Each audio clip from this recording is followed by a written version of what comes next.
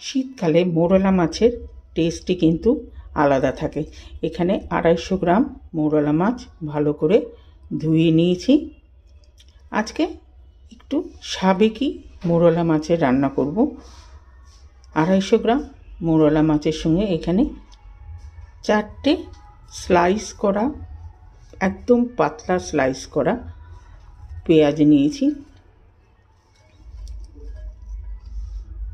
এটার সঙ্গে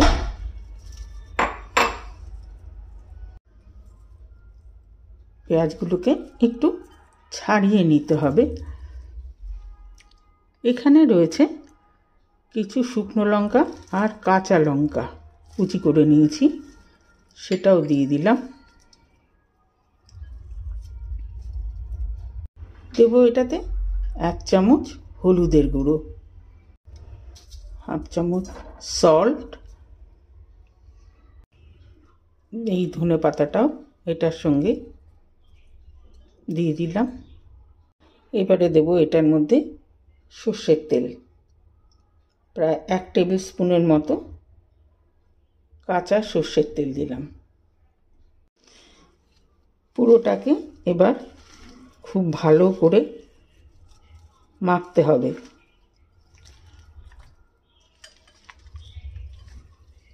একদম সব মাছের সঙ্গে যেন খুব ভালো করে মিশে, নুন পেঁয়াজের সঙ্গে যেন খুব ভালো করে মিশে যায়। এই হাতে মাখা মৌরলা মাছের এর প্রিপারেশন খেতে কিন্তু অসাধারণ লাগে। এটা মেখে নিলাম পুরোটাই। এবারে কড়াইয়ের মধ্যে পুরো এই মাছটাকেই একসাথে দিয়ে দিলাম।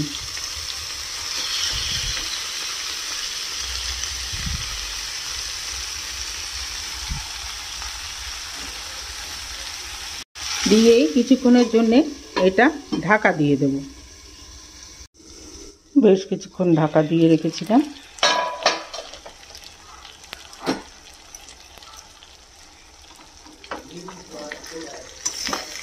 এটাকে আস্তে করে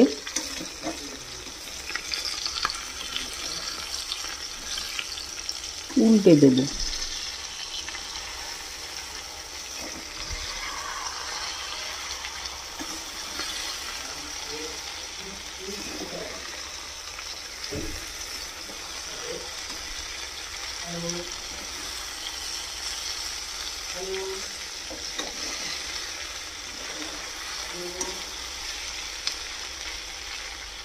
এবারে থেকে খোলা অবস্থাতেই একটু ফ্রাই করব। যে বাটিটাতে মেখেছিলাম সেই বাটিতে একটু জল এটার মধ্যে দিয়ে দিলাম।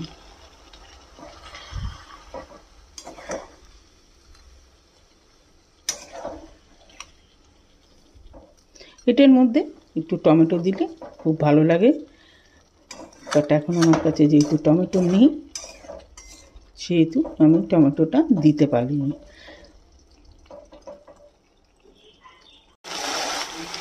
জলটা দিয়ে মিনিট 5 ফুটিয়ে নিয়েছি। ব্যাস একদম তৈরি হাতে মাখা মৌরলা মাছ।